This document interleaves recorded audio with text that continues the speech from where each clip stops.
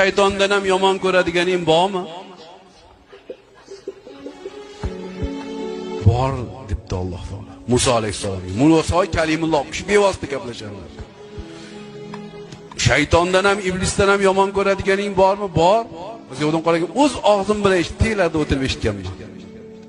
Sahih hadis. Biz yo'ldan qaragan zaif gapirmasdi bilamiz. Bor.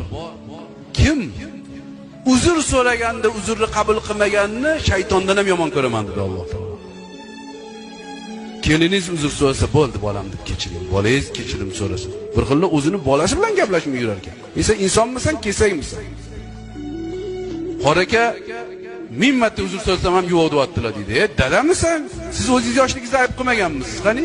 Avliyo bo'lganmizmi? Hecham hammamiz har xil ishlarni qilganmiz. Alloh kechiradi-ku. Siz o'zingiz hozir 50-60 yoshda emassiz. 20 yoshingizda ham o'ylang, nima ishlar qilgansiz?